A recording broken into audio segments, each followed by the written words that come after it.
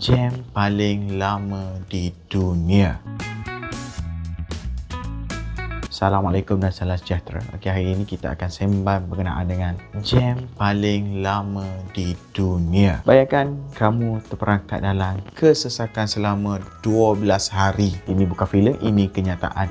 Selama 12 hari. Okey, yang kat Malaysia sekarang ni dalam 12 jam, 24 jam. Bayangkan kamu sedang memandu di lebuh raya, berharap tiba destinasi dengan cepat. Tapi tiba-tiba kenderaan mula perlahan, semakin perlahan.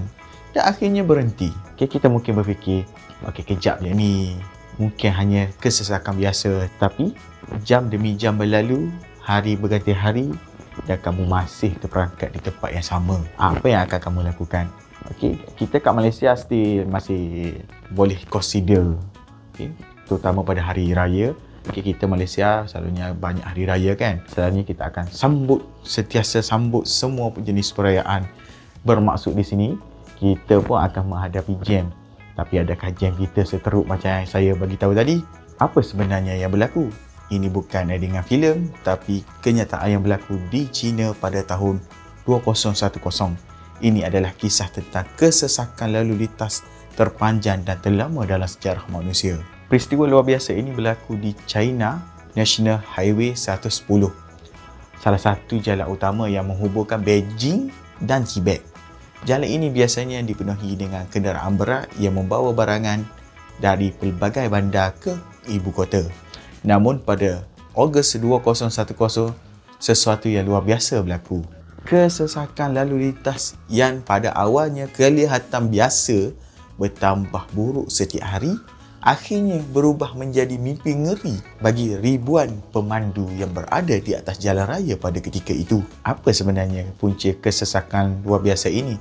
Terdapat beberapa faktor utama yang menyebabkan keadaan menjadi lebih buruk. Antara faktor menyebabkan keadaan menjadi lebih buruk adalah peningkatan jumlah lori ataupun kenderaan berat terutama yang membawa batu arang ke Beijing. Hal ini kerana permintaan untuk batu arang itu sangat tinggi. So, bilangan lori pun bertambah seiring dengan permintaan arang batu tersebut. Yang kedua, kerja penambahbaikan jalan. Yang ni memang biasa lah. Selain daripada menyempitkan jalan, dia juga akan memperlahankan aliran trafik. Projek ini sebenarnya bukan membantu pada ketika itu. Dia lebih kepada menjadi penyebab utama kesesakan yang berlaku pada ketika itu. Ketiga adalah lonjakan urbanisasi. Di sini bermaksud peningkatan yang tinggi penggunaan kenderaan di bandar. Tetapi pembangunan infrastrukturnya tak mencukupi. Pada tahun 2000, jumlah kenderaan di China meningkat dengan begitu mendadak dari hanya beberapa juta kepada ratusan juta. Lebuh raya yang sebelum ini cukup untuk menampung lalu lintas, kini menjadi sesak dan tidak mampu menampung lonjakan jumlah kenderaan. Ini membawa kesan kepada kesesakan lalu lintas yang paling teruk dalam sejarah manusia. Kenapa saya kata macam tu? Bayangkanlah hidup dalam kenderaan selama 12 hari penuh. Okey, kita 24 jam kita masih boleh berhenti tidur rehat. Ini 12 hari penuh. Nah, ambil kau. Okey, dikatakan kenderaan hanya boleh bergerak sekitar 1 km sehari. Dalam masa 24 jam hanya dapat bergerak sejauh 1 km sahaja. Bayangkanlah macam mana.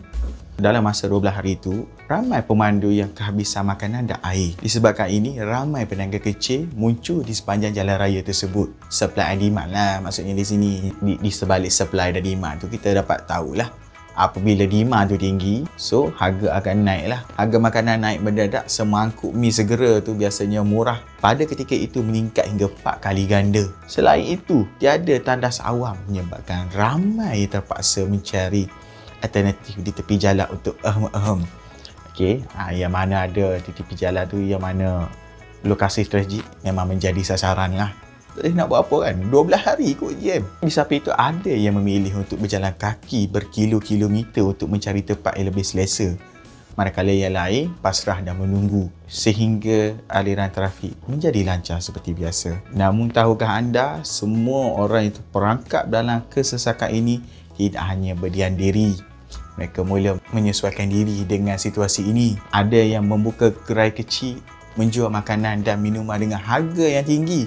Yang mana ada stok dalam bonet lagi tu. Apa lagi, ini peluang untuk mencari duit kan. Selain itu ada juga yang bermain kad, bernyanyi, malah membentuk komuniti kecil di tengah jalan raya untuk menghilangkan rasa bosan. Selain itu, ada juga beberapa pemandu menjadikan kenderaan mereka sebagai tempat tinggal sementara, lekap dengan bantal dan selimut. Tapi di sebalik suasana yang kelihatan seronok ini, realitinya jauh lebih sukar. Ramai pemandu yang keletihan, stres dan ada yang jatuh sakit kerana keadaan yang tidak selesa. Pumpang selepas 12 hari penderitaan, akhirnya kesesakan ini mula surut sedikit demi sedikit. Pihak polis dikerah untuk mengawal lalu lintas dan laluan alternatif dibuka untuk mengurangkan beban di Lebuh Raya Utama. Perlahan-lahan, kenderaan yang tersekat akhirnya dapat meneruskan perjalanan mereka. Namun kesan daripada kejadian ini masih dirasa untuk tempoh yang lama. Ialah 12 hari kan. Macam-macam benda boleh jadi. Macam-macam cerita boleh keluar. Jadi, jika anda pernah terperangkap dalam kesesakan selama beberapa jam, ingatlah, ada yang pernah terperangkap dalam kesesakan selama 12 hari. Apa pendapat anda jika berada dalam situasi ini? Kongsikan pengalaman dan pandangan anda di ruang komen. Jangan lupa untuk like, subscribe dan tekan loceng notifikasi untuk lebih banyak video yang menarik seperti ini. Terima kasih, jumpa lagi.